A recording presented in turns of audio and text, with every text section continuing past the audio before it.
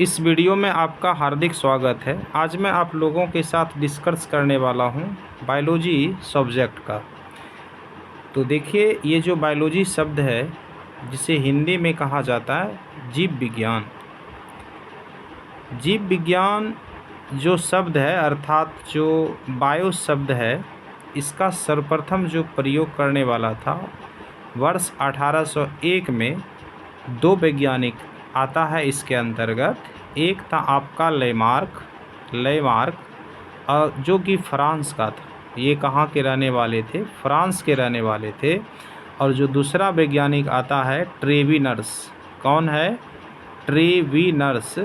और ट्रेविनर्स जर्मन के वैज्ञानिक थे, मतलब जर्मनी के वैज्ञानिक थे। तो इसी दोनों ने बायोलॉजी शब्द का सर्वप्रथम प्रयोग किया था। तो आइए अब हम समझते हैं कि जीव विज्ञान का डिफिनेशन क्या होता है, परिभाषा क्या होता है। तो आम तौर पे ये कहा जाता है कि विज्ञान के जिस शाखा में जीवों का अध्ययन करते हैं, किसका अध्ययन करते हैं? जीवों का अध्ययन करते हैं, उसे ही कहा जाता है बायोलॉजी।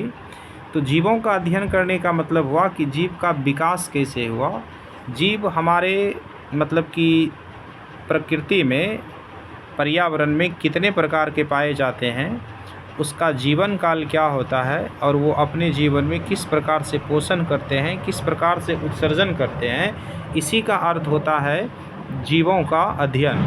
तो जीवों का अध्ययन क्या कहलाता है? बायोलॉजी कहलाता है।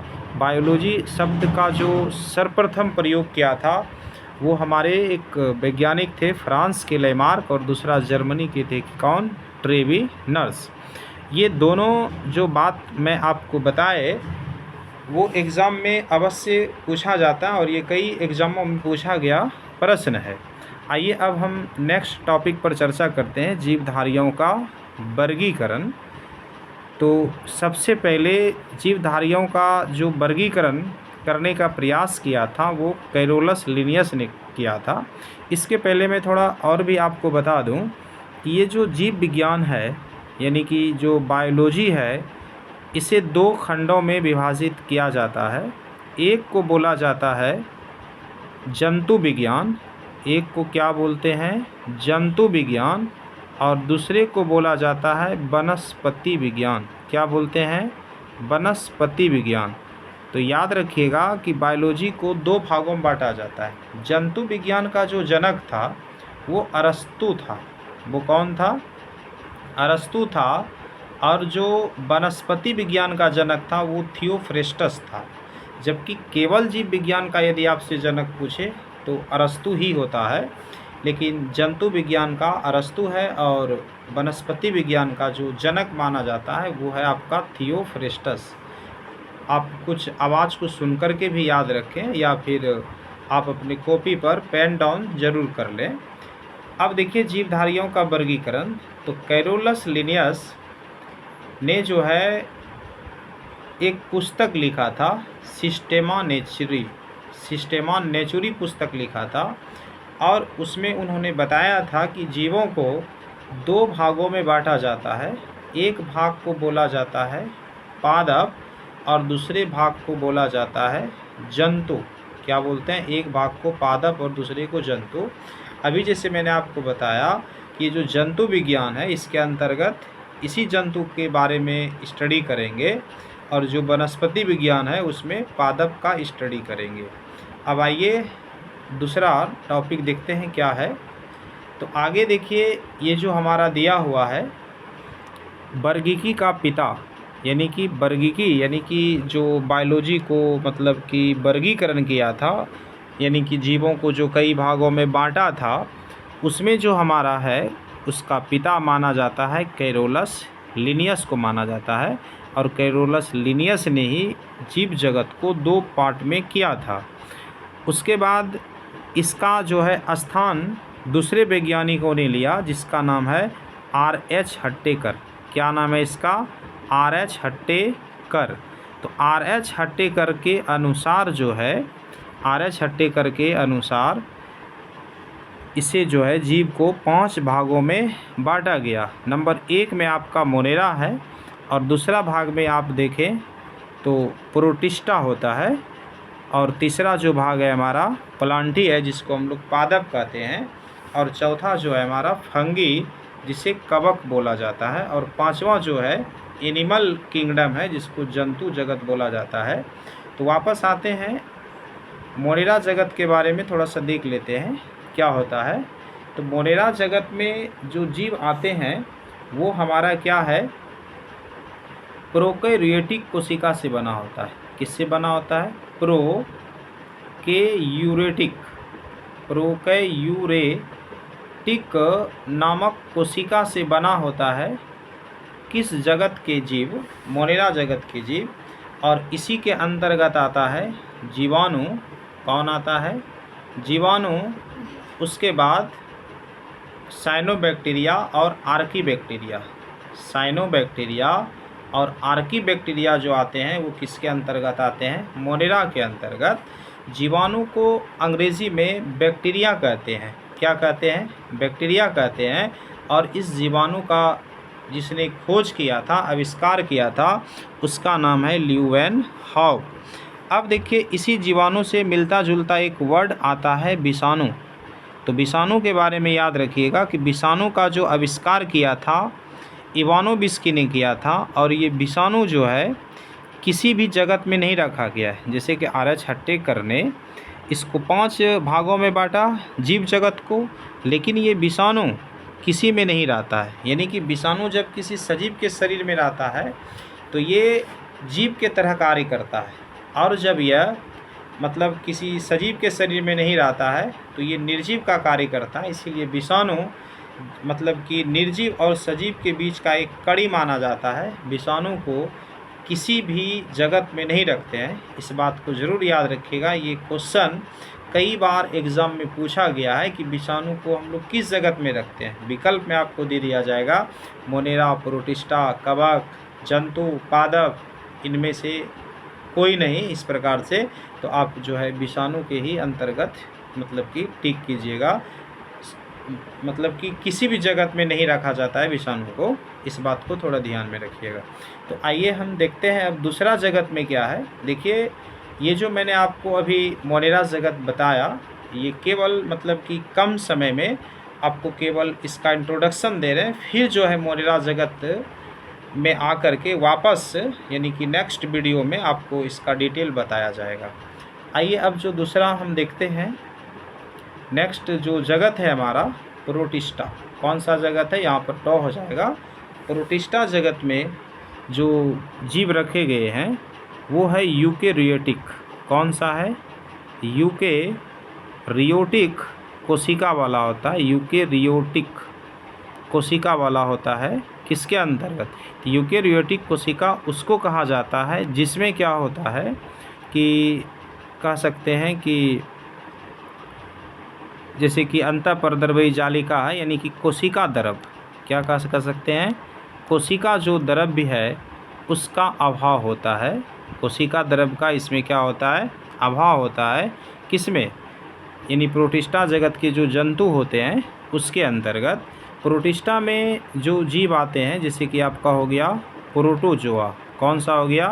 प्रोटोजोआ हो गया, या फिर जैसे यूग्लिना हो गया। ये सभी जो है हमारा किसके अंतर्गत आएगा? प्रोटिस्टा। जैसे अमीबा हो गया, प्लेनेरिया हो गया, पैरामीशियम हो गया। ये सब जो जीव आते हैं वो किसके अंतर्गत आते हैं? प्रोटिस्टा के अंतर्गत आते हैं। उसके बाद हमारा 3 नंबर हो गया प्लांट, जिसको हम लोग बोलते हैं पादप। क्या बोलते हैं? पादप।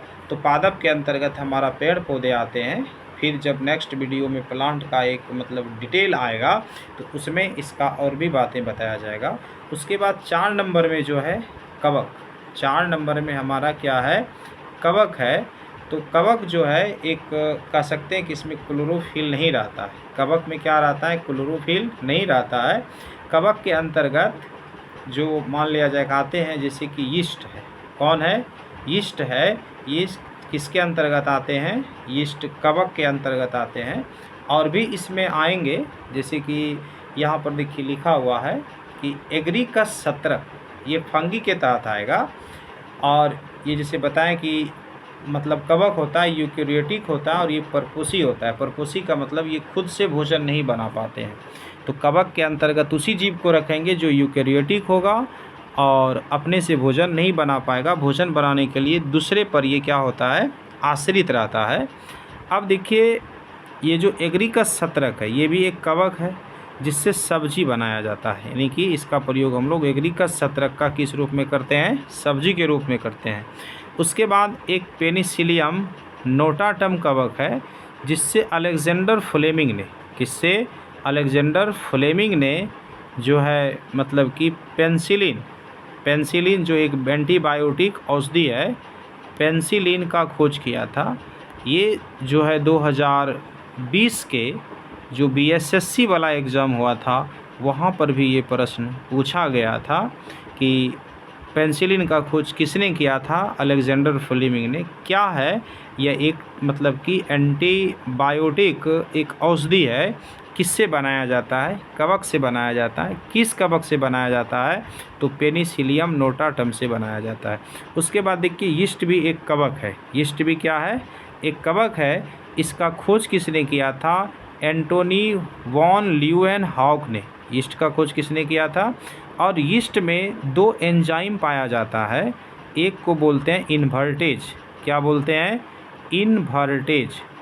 इन्वर्टेज होता है, और दूसरा जो एंजाइम होता है इसी में जाइमेज होता है। कौन होता है, जाइमेज। इस दोनों का प्रयोग कहाँ किया जाता है, तो अल्कोहल बनाने में किया जाता है। क्या बनाने में किया जाता है, अल्कोहल बनाने में किया जाता है प्रयोग। किसका, यीस्ट से जो ये प्राप्त होता है हमारा एंजाइम। तो यीस्ट क्या है, तो आप याद रखिएगा, एक कवक है। अब आइए नेक्स्ट वीडियो के तरफ।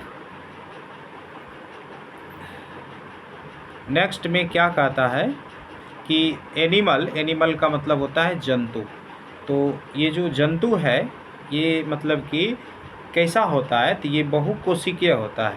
कैसा होता है, बहुकोशिकीय होता है ये, और इसमें कोशिका भित्ति एब्सेंट होता है, और ये विषमपोषी होता है, मतलब दूसरे पर ये भोजन मतलब बनाने के लिए क्या होता है, आश्रित होता है। तो इस प्रकार यानी कि ये तीन मतलब गुण जिसमें भी होता है, जिस जीवों में, उसको हम लोग क्या बोलते हैं, एनिमल यानी कि जंतु बोलते हैं। तो जंतु हमारा एक किंगडम है, और इसी में मतलब कि किंगडम,